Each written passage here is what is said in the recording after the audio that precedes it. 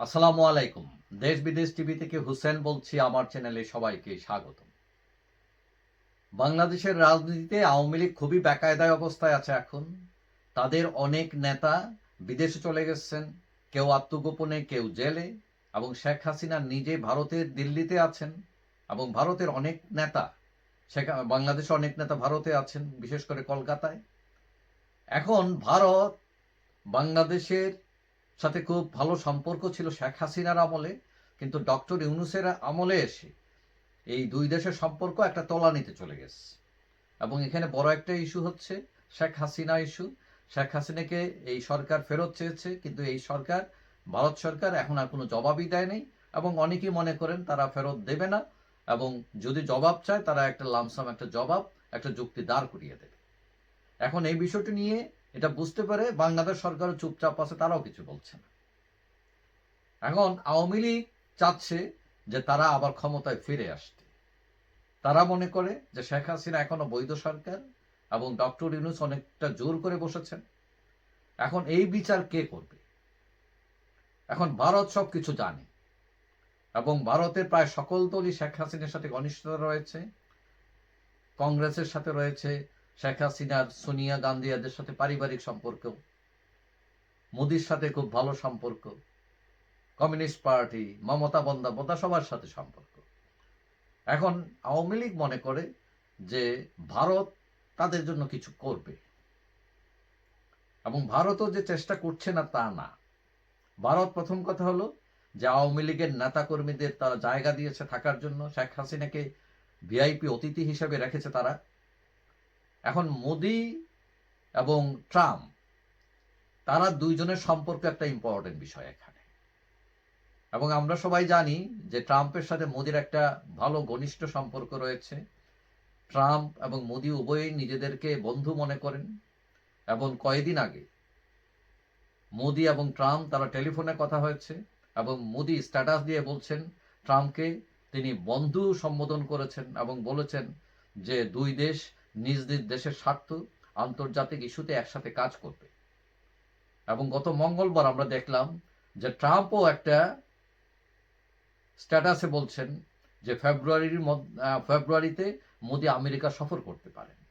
এখন এই ফেব্রুয়ারিটা আওয়ামী লীগের জন্য একটি উল্লেখযোগ্য বিষয় হয়ে গেছে। কারণ আওয়ামী লীগ মনে করে যে ট্রাম্প এবং মোদি যখন দেখা হবে, মোদি চাইলে একটা কিছু করতে পারে, এবং তারা আশা করে যে মোদি নিশ্চয়ই কথা বলবেন বিষয়টা নিয়ে, এবং ট্রাম্পও হয়তো জানতে পারবেন, চাইতে পারেন যে বাংলাদেশের অবস্থাটা কি, এবং সেটা সুযোগ নিতে পারেন মোদি। যদিও আমেরিকার যে বর্তমান প্রেসিডেন্ট ডোনাল্ড ট্রাম্প, তার কাছে আমেরিকা ফার্স্ট, কিন্তু সেকেন্ড থার্ড এগুলা হিসাব করলে ভারত এসে যায়। ভারত এসে তার ফ্রেন্ডশিপ, এবং গত টার্মে তিনি যখন প্রেসিডেন্ট ছিলেন শেষ সফর কিন্তু ভারতেই দিয়েছিলেন তিনি। কিন্তু ভারতেরও কিছু ইস্যু আসছে, যেমন ভারতের 18,000 অভিবাসী আছে যারা অবৈধ আমেরিকায়, তাদেরকে বিতাড়িত করতে পারেন এই ট্রাম্প, সেটা নিয়ে হয়তো মোদি কথা বলবেন। যদিও পররাষ্ট্রমন্ত্রী জয়শঙ্কর বলছেন যে আমেরিকা যদি ভারতের বৈধ কাগজপত্র দেখাতে পারে ওই অভিবাসীদের, তখন তারা তাদেরকে গ্রহণ করবেন, কোনো সমস্যা নাই।